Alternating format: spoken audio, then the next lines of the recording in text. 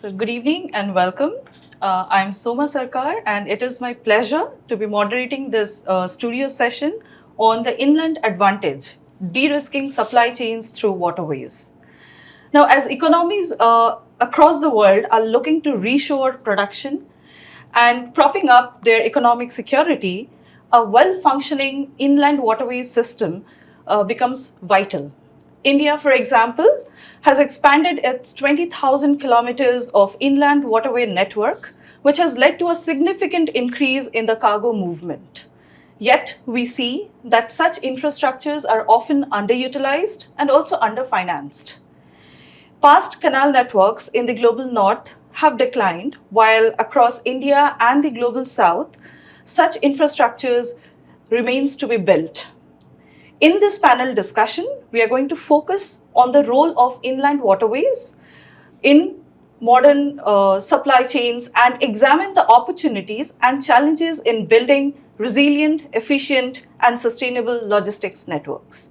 And to help unpack this discussion, I am delighted to welcome two global experts, Ms. Nicole Van Spronsen, Project Manager, Maritime and Research Institute of the Netherlands, and Mr. Mohammed Abdul Samia, Director, General Administration for Climate Change Risk Studies in Egypt. Let's start with the question of resilience. As supply chains balance, how can inland waterways be leveraged to enhance resilience and sustainability? And I turn to you, Ms. Nicole. What are your thoughts on this? Okay, first of all, thank you for having me here. I'm an expert from the Netherlands, so I can elaborate on the Dutch perspective. And well, the first thing I want to say is about sustainability. Every energy we don't use, that's the most sustainable, isn't it? So let's look first at how we can make the ships more sustainable. So our research institute, MARIN, the Maritime Research Institute of the Netherlands, is looking to optimize ships and optimize ship hulls. If you are optimizing the ship hull, you has to burn a lot less energy throughout the lifespan of the ship.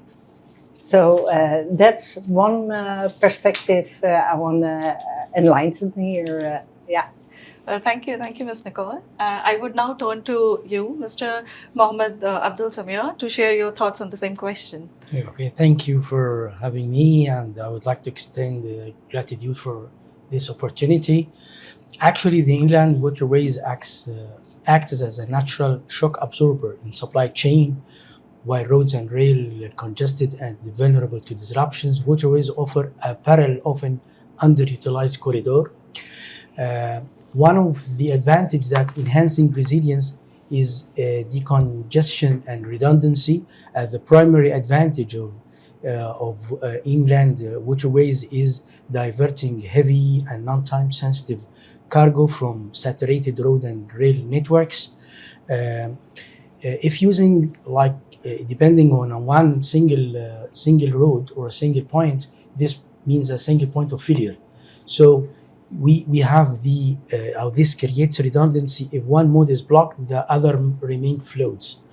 And also we have on the Egyptian context that we have around 4,000 kilometers of navigable inland waterways, primarily along the Nile rivers, the two branches of the Delta region, and other canals. So we can afford the time, we can afford the cost, and also it is a lower emission type of transportation using the inland waterways. For example, we have one of the mega project, establishing the new capital city in Cairo. It's one of the mega projects in Cairo.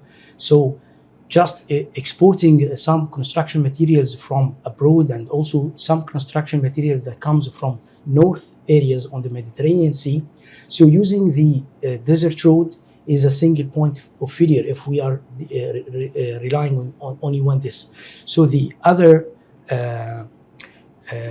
inland waterways using the branches of the River Nile in Egypt was very efficient in having these construction materials on time for the construction process in the new capital city in Cairo.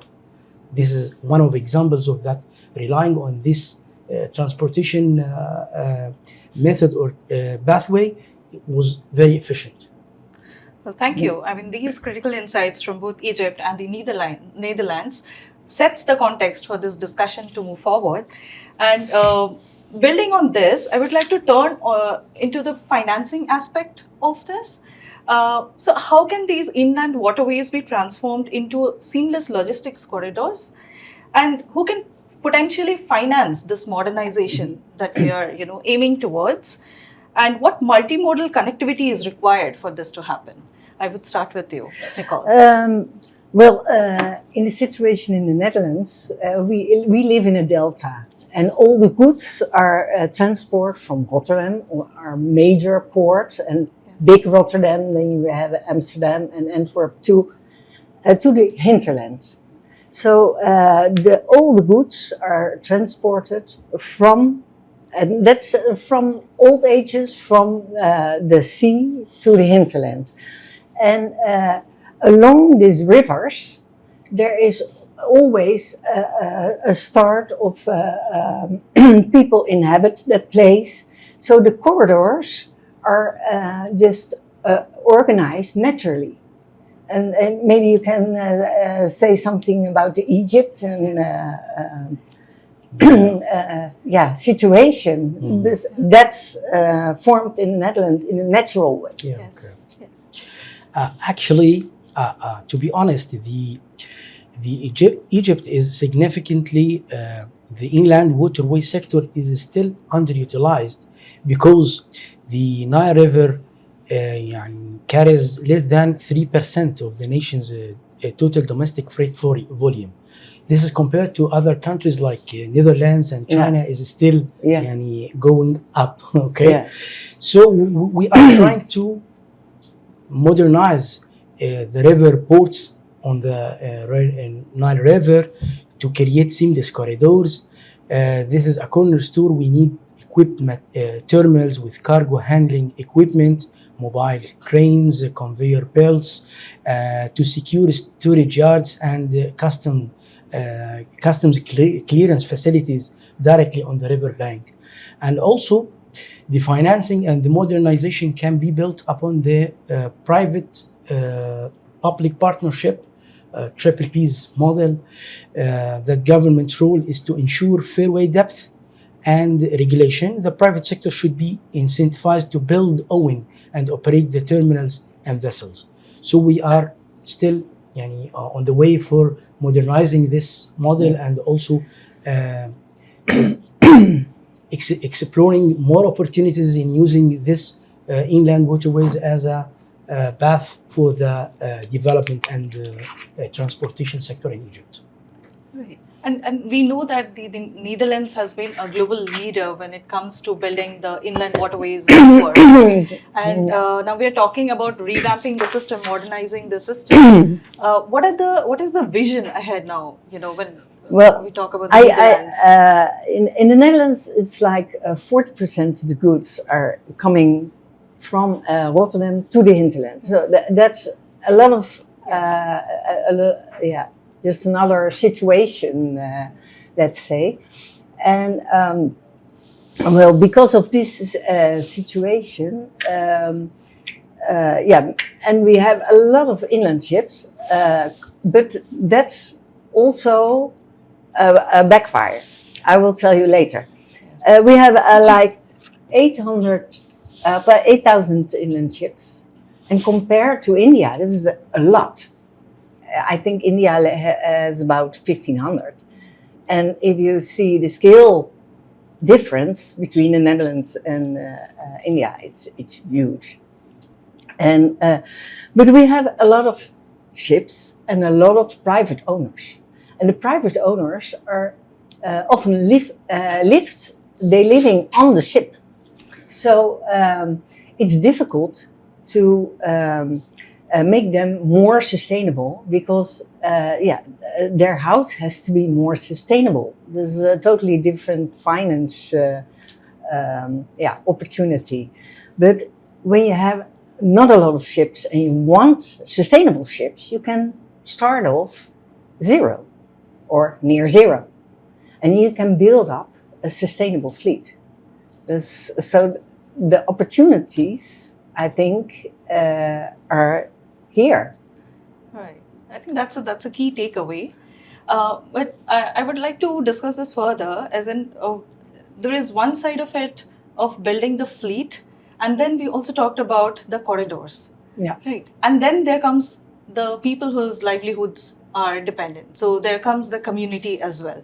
And that brings me to our final question that, how can these modernization of inland waterways, the way we are envisioning it, ensure that the interests of the local communities across the social differentiations, along the rivers and water bodies are represented and prioritized?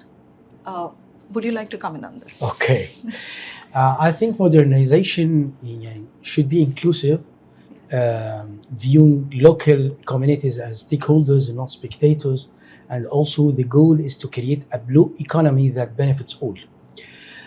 So, I think representation and prioritization should depend on inclusive planning that conduct mandatory community consultations during the planning phase of new river ports, and also